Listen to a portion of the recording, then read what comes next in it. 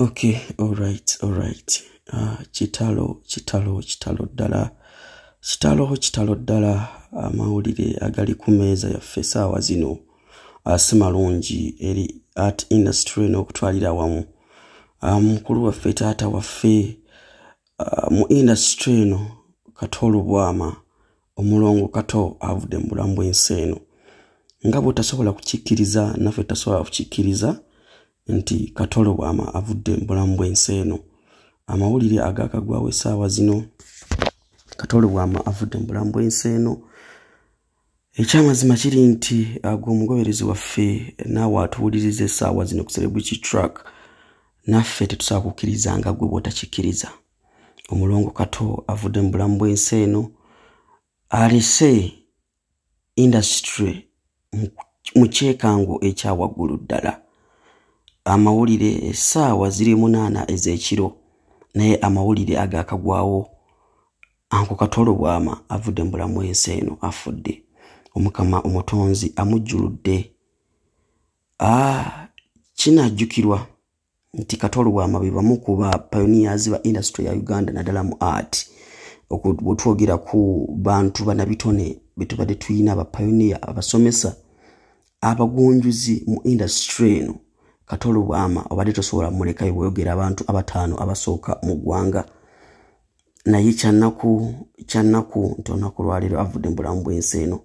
Olunaku olw'eggulo Kato Lubwama yabaddeko ne bannamawulire era nga talinga atalina buzibu bwonna n'enjogera nga talina buzibu bwonna ng'ali mu kusaagirira ng'ayogera ku alien skin n'ayogera ku kino nga bagamba nti omuntu ng'anaasiibula abantu be. Amawulire agaliwo Kato Lubwama honorable, once a honorable is always a honorable, avudde mu bulamu bw'ensi eno. Ku Celebrity Track amawulire gakagwawo ssaawa ziri 8 ez'ekiro. Kirooto kya ntiisa, ekirooto kya ntiisa.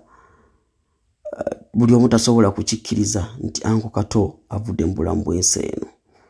Naye tujja kuba tukuweereza ebisingako ku bino n'ebirala bigenda mu maaso naddala entegeka ez'okuziika. Ky'oba okola weekuumire ku Celebrity Track, tova ku Celebrity Track naye nga amawulire agaliwo essaawa zino. Omulongo Kato avudde mu bulamu bw'ensi eno. Omukama amujjulidde olunaku olwaleero. Kibi nnyo ddala industry esigaddewa, industry ya ddala ya art esigadde mu kunyuguga. Kinajjukirwa nti honorable yaliko omubaka omukiise mu lukiiko olukulu lw'eggwanga owa ekitundu ekya Lubaga, naye mu kisanja ekiwedde teyasobola kuddayo. Naye abadde aludde nga alumizibwa ng'alina ekirwadde mabega kwawo baaga obuzibu bwali ku mutima n'agenda ne bamujjanjaba omutima. Abadde ateredde ng'azzeewo nga talina buzibu bwonna. Kati ekitwewuunyisiza simanyi oba obuzibu era bwavudde ku bulwadde bw'abadde nabwo. Yakosebwa nnyo mu organize z'omunda omwo ne bamukebera n'ekiwumba nga kyalina obuzibu. Abadde aludde nga atawanyizibwa okutwalira wamu. Mu kaseera kano abadde atereddemu nga bw'omusango olaba nga ng'omuntu atereddemu. Ate bwe tuwulira amawulire gano gatukuba wala. Omulongo Kato Lubwama avudde mu bulamu bw'ensi eno.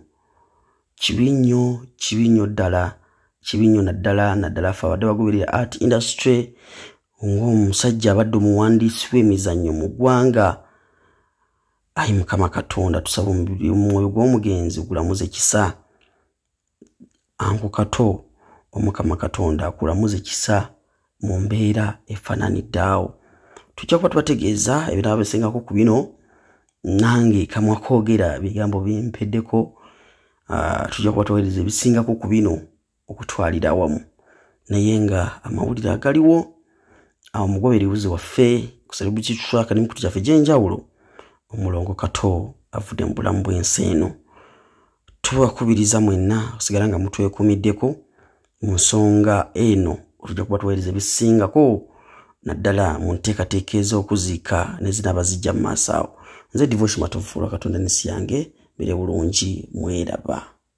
GIC Services LLC ye kampuni yokka esinzira mu Dubai gy'olina okwesiga singa oba weetaaza okutambula, okulambula oba okutegeka akabaga ekivvulu mu ggwanga lya Dubai. Oteekateeka kugendako Dubai oba kusuubulirayo? GICC Services LLC bakuyambako okugoberako ku visa, air ticket, okubuukingira hotel, bakulambuza ekibuga n'okutegekera akabaga oba embagayo. N'obwoba oyagala kugenda mawanga nga America, UK n'amawanga amalala bakuyambako okugobera ku bipapula byo ne visa. Okumanya ebisingawo kuba ku +971 52 99 386 oba oyite ku mikutu gyabwe gya Facebook, Twitter ne WhatsApp. Osobola obakyalirako no ku ofisi zaabwe ezisangibwa mu Business Bay ku kizimbe kya Prime Tower mu ggwanga lya Dubai.